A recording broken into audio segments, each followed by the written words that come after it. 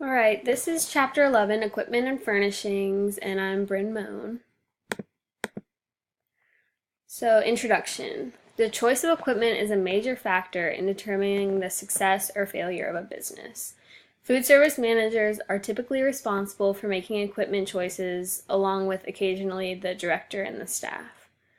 The only items that will help to meet the specific needs of the food service and contribute to its efficient operation should be purchased. So you don't want to buy a ton of equipment and then not have enough money for other things you need for your operation.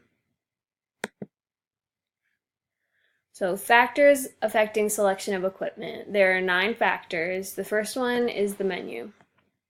So the menu is the first consideration for any equipment decision. So the weights of ingredients, yields, pan sizes, and how often a procedure is repeated are all very important.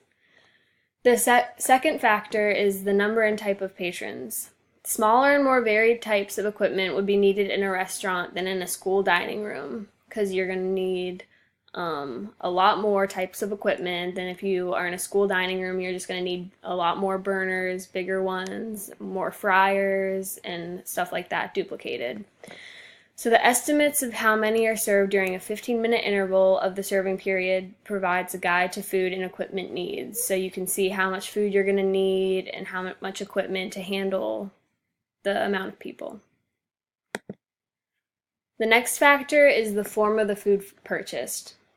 So if you select a bunch of fabricated meats and poultry and frozen items and ready to bake or pre-cooked items and then processed food, you won't need as much space and equipment because everything will basically be pre-made. So the style of service, self-service, which is like in a cafeteria, and then table or buffet service like a restaurant, and then vending service all require particular kinds of equipment. And then the length of the serving period is also another factor. And then labor hours.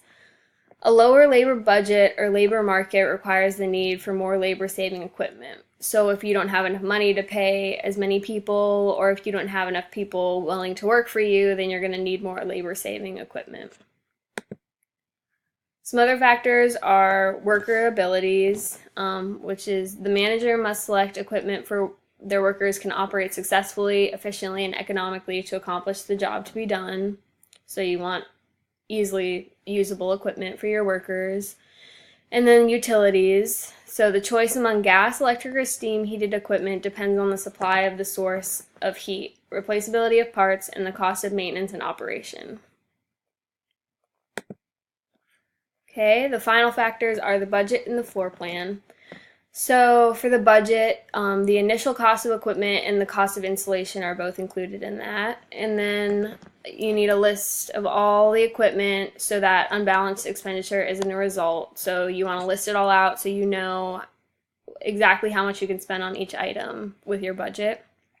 The cost of equipment is determined by the size, the materials, the quality, construction, special features, and then the finish of the product. So for the floor plan, the amount of space for the food service may restrict amount and type of equipment. A floor space that is too large or too small to accommodate the equipment creates an unsatisfactory situation and slows production. So if you don't have enough space for the amount of equipment you're buying, then everybody's just going to be running into each other, and it's not going to be efficient at all. But if you have too large of a space, that can also be bad because then you're running long distances back and forth to get the food to where it needs to be. So the next section is the method of purchase. So first, all available data on the needs and requirements of the operation should be collected. And then once a definite idea of what is wanted is established, specifications are written and submitted to reliable firms. Specific and definite specifications are an absolute necessity in any good equipment purchasing program. These specifications must cover every detail in relation to material, construction, size, color, finish, and cost. And it's super important that everything's really specified, and often the firms will make sure that they know what you're wanting so that your order doesn't get messed up or you don't get something that you're not expecting. So there are some examples of vague and definite specifications on pages 327 and 328 of the textbook, and they're pretty good examples. So the next section is dining room furnishings. All furnishings and tabletop items should be pleasing, durable, serviceable, and easy to maintain. Services of an interior designer may be employed to help create a desired atmosphere. They can probably make it look a little nicer and better and more how you want your food service to look. So there's the dinnerware, and that varies with the type of service given. So if it's fine dining versus fast food, for fine dining, you probably want some silver or nicer like china. And then for fast food, you probably want something easily disposable. Other considerations include the durability, budget, heat resistance, color and design, intended uses, and then the amount needed. So there's also tableware, and this includes flatware, which is your knives, forks, and spoons, and then hollowware, which if it's metal, it'll be teapots, pitchers, sugar bowls, and platters. Silver, stainless steel, and disposable are types used, and the type chosen depends on the type of food service, the taste of the clients, and then your budget. So there's also glassware, and this is, as most of you probably know, easily broken and frequently replaced, but it actually makes more economical sense to purchase good quality glassware.